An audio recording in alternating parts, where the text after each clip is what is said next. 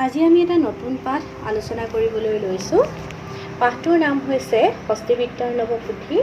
লেখকজনৰ নাম ডক্টৰ সূৰ্যকুমাৰ ভূঞা। মই প্ৰথম দফাটো পঢ়ি দিছোঁ, তাৰপিছত মই সেই সম্পৰ্কত কিছু কথা ব্যাখ্যা কৰিম।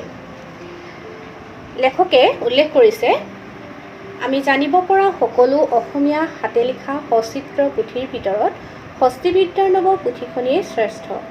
ইয়াৰ বাহিৰে আন সচিত্ৰ পুথিৰ নাম হৈছে শংখচূড় বধ, ধৰ্মপুৰাণ, লৱকুশৰ যুদ্ধ, গীত গোবিন্দ, বনমালীদেৱৰ চৰিত্ৰ আৰু সচিত্ৰ ভাগৱত।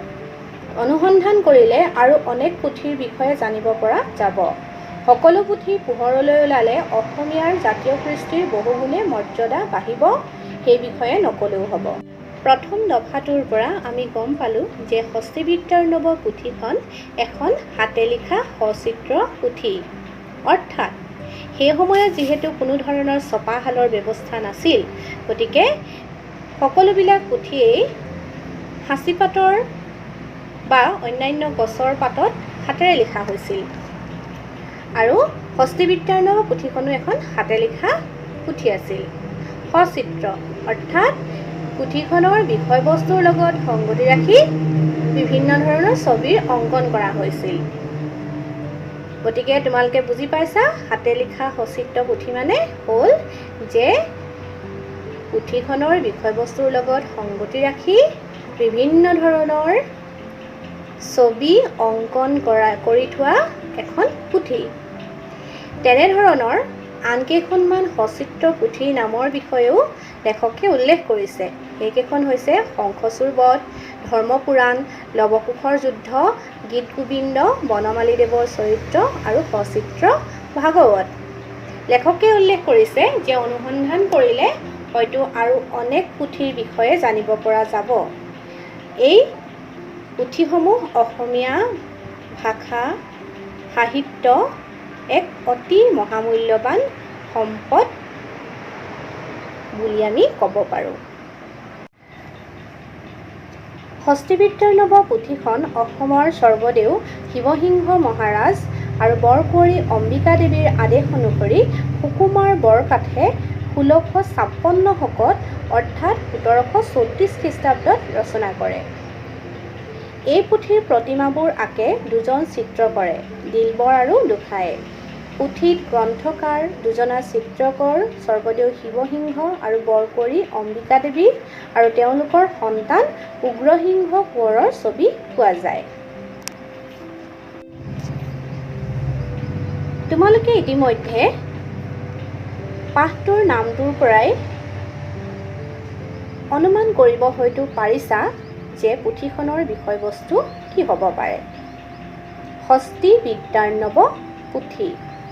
হস্তি মানে হৈছে হাতী, বিদ্যাৰ নৱ অৰ্থ হৈছে বিদ্যা বা জ্ঞান অৰ্জন কৰা, অৰ্থাৎ হাতীৰ বিষয়ে জ্ঞান অৰ্জন কৰা এখন পুথি। লেখকেনো গ্ৰন্থখনৰ বিষয়বস্তু সম্পৰ্কে কি উল্লেখ কৰিছে সেই সম্পৰ্কে আমি জানো আহা। অসম হাতী প্ৰধান দেশ।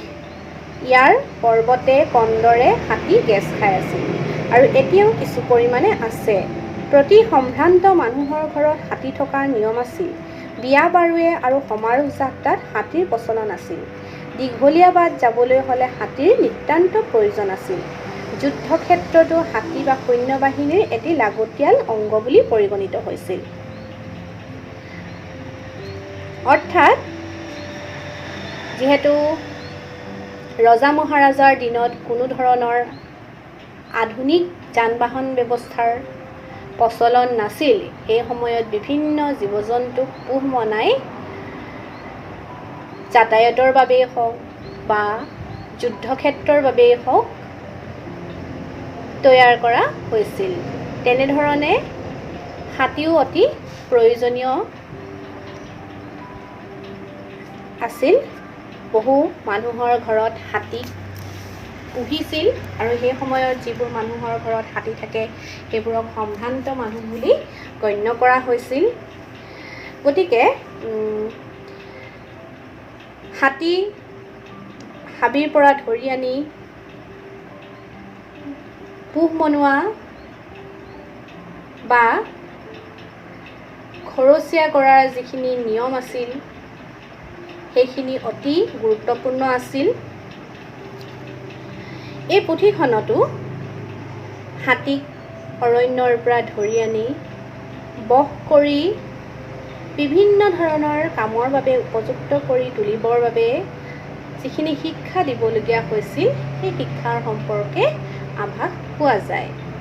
হাতীক শিকোৱা, হাতীৰ চক ভঙা, হাতীৰে কাঠ আদি টনা কাম কৰা আৰু হাতী ব্যাধিৰ প্ৰতিকাৰ এইবোৰৰ বিষয়ে আমি এই পুথিখনৰ পৰা জানিব পাৰোঁ।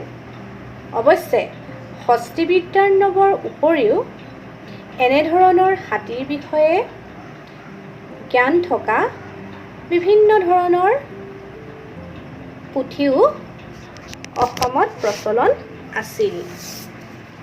হাতীৰ বিষয়ে অসমত ভালকৈ জানিছিল খামটি, চিংফৌ, নৰা, ফাকিয়াল আৰু মৰাণ জাতিৰ মানুহসকলে। তেওঁলোকৰ পৰাই সাধাৰণতে হাতীৰ ফান্দি অৰ্থাৎ যিজনে হাতী ধৰে আৰু মাউত যিজনে হাতীক চলাই থাকে বা হাতীৰ পৰিচালনাৰ কাম কৰে, মাউত বাছি লোৱা হৈছিল। ৰজাৰ কোঁৱৰ আৰু ডাঙৰীয়া ফুকনসকলৰ ল'ৰাও হাতী চলোৱা কামত পৈণত আছিল। অসমত হাতীৰ প্ৰাচুৰ্যৰ কাৰণেই হয়তো কামৰূপৰ প্ৰাচীন নৃপতিসকলে, নৃপতি মানে হৈছে ৰজা, হাতীকে অসমৰ ধ্বজা অৰ্থাৎ প্ৰতীক ৰূপে ব্যৱহাৰ কৰিছিল আৰু সেই নৃপতিসকলক সেইকাৰণে গজধ্বজ খিতাপেৰে আখ্যা দিয়া হৈছিল। ৰঘুবংশৰ মতে ইন্দুমতীৰ স্বয়ম্বৰত ৰাজকুমাৰ অজয় বিবাহৰ মণ্ডপত কামৰূপেশ্বৰৰ হাতত ধৰি হাতীৰ পৰা অৱতৰণ কৰিছিল। প্ৰাচীন তামৰ ফলিবিলাকত আৰু বুৰঞ্জীৰ পুথিবোৰতো অসমত হাতীৰ প্ৰচলনৰ বহু উল্লেখ আৰু বিৱৰণ পোৱা যায়।